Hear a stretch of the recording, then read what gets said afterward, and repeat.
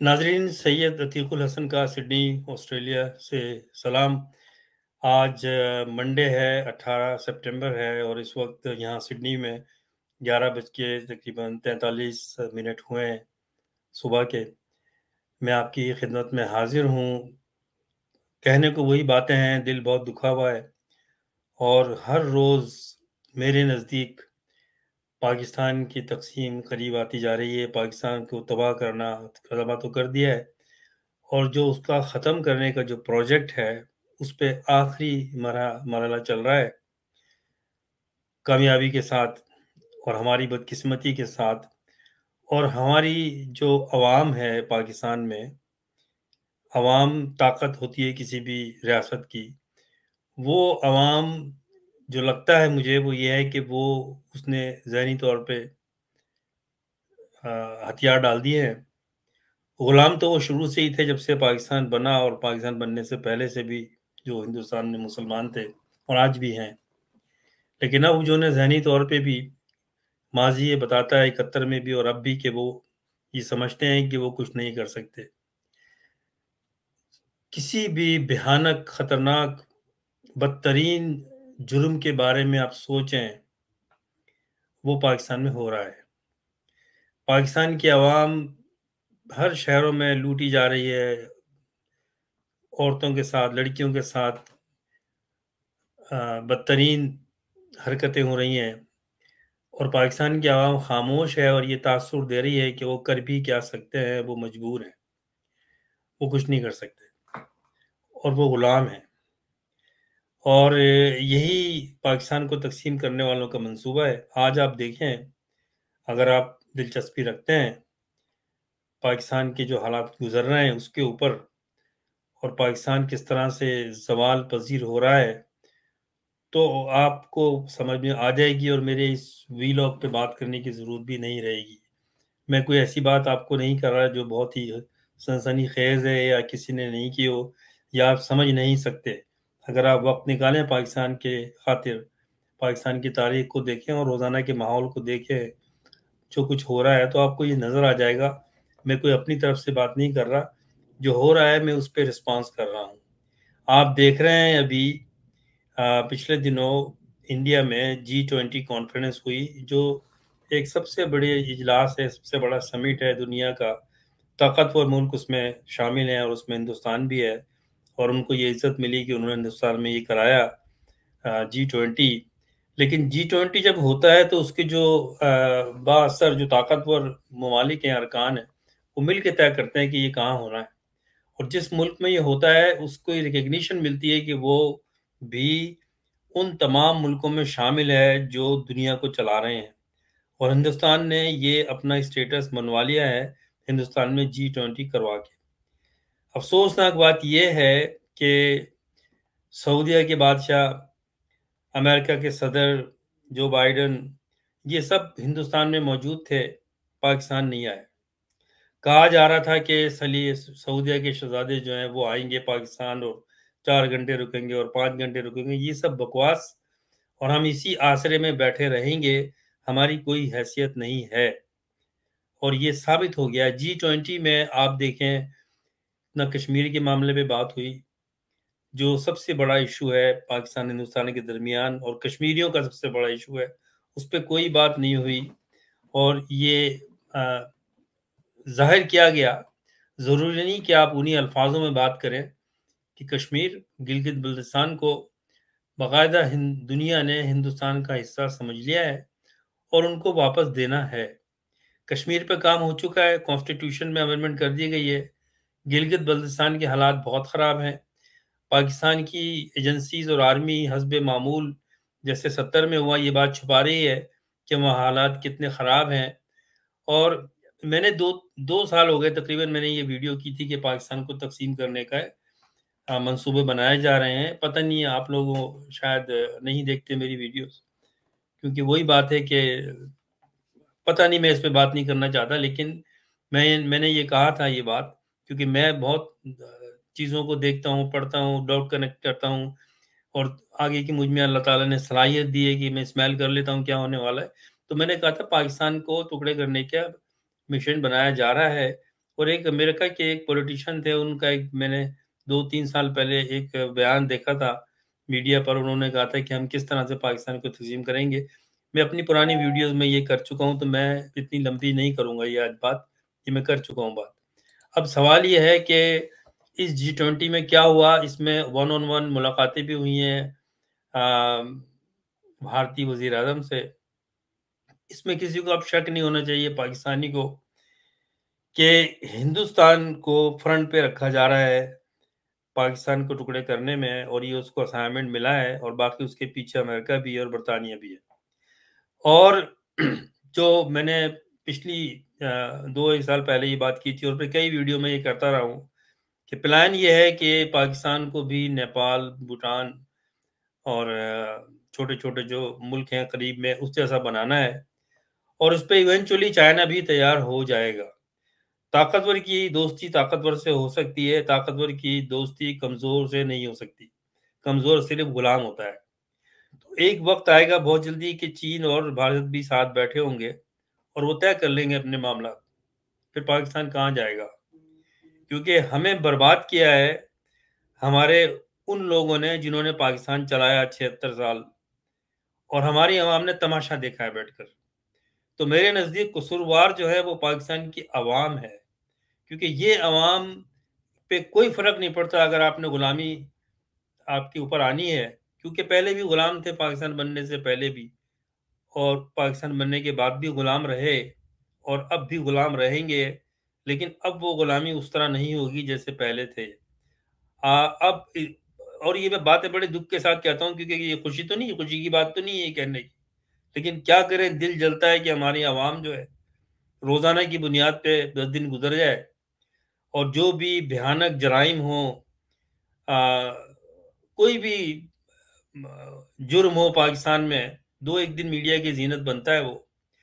चाहे कत्ल हो, चाहे अगवा हो, चाहे जना हो, चाहे चोरी हो, चाहे डाका हो, बरहनगर की औरतों को घुमाया जाए, जो भी हो, सबको आपको पता है।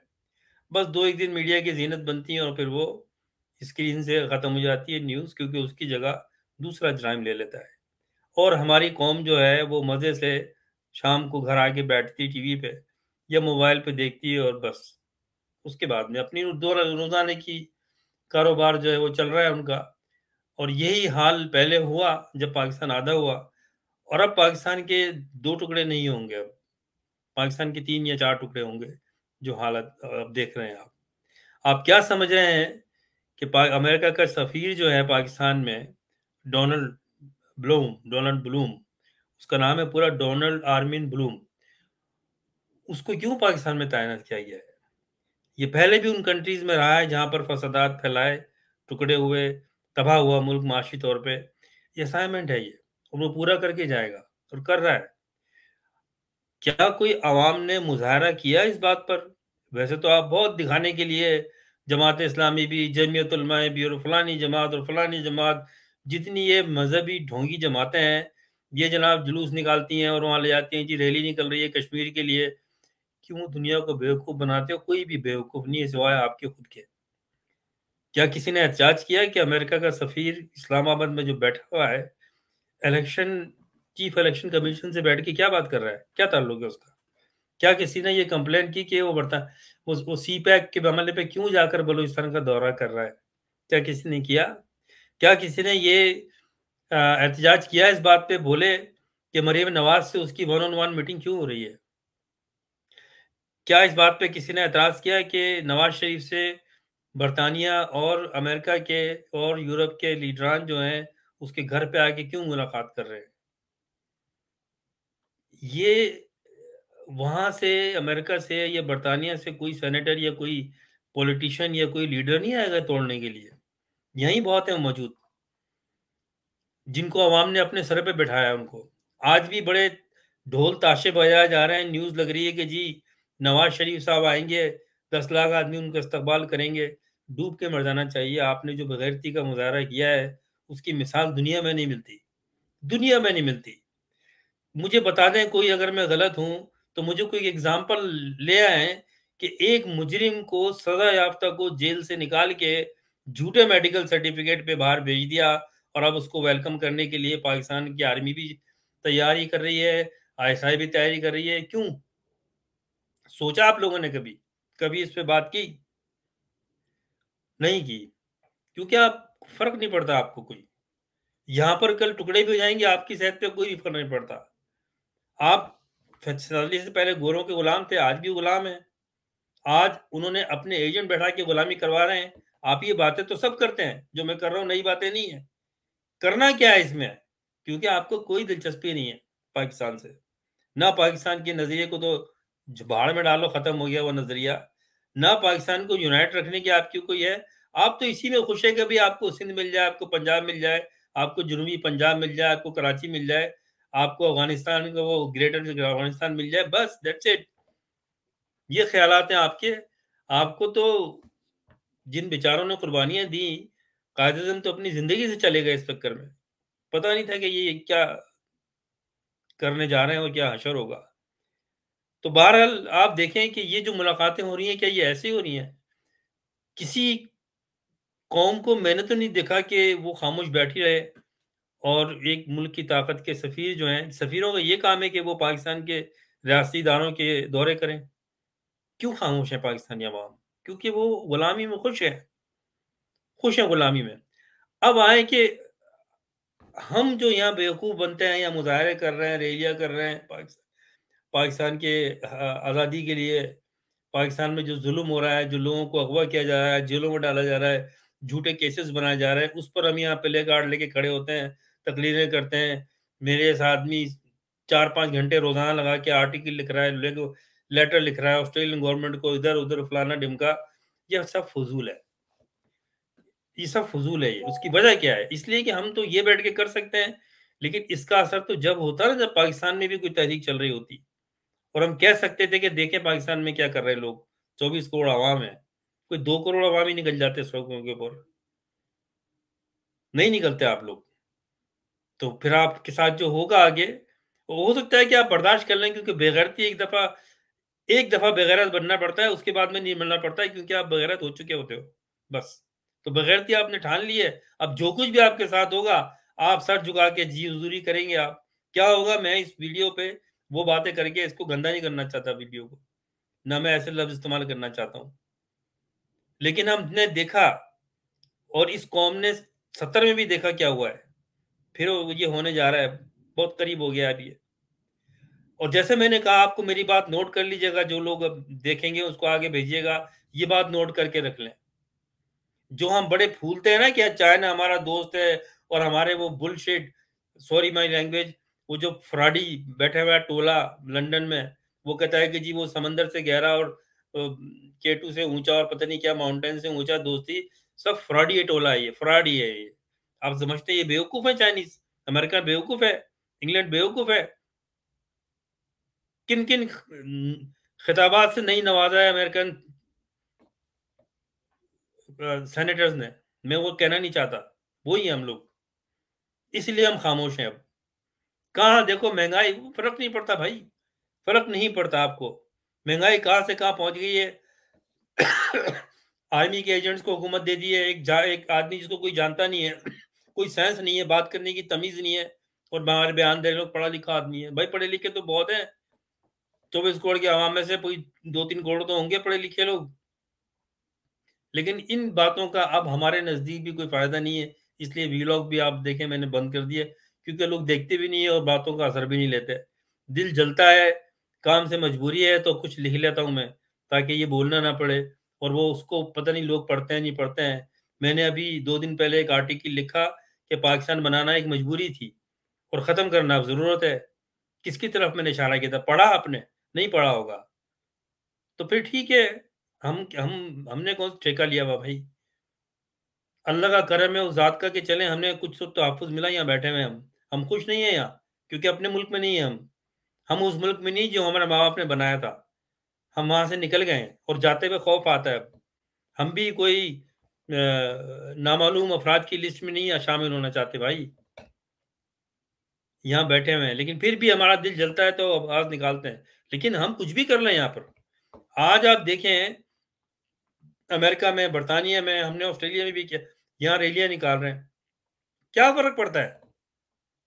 भाई आप किससे कर रहे हो शिकायत? किसके आगे आप जाके एम्बेसी के आगे आप एहतजाज कर रहे हो?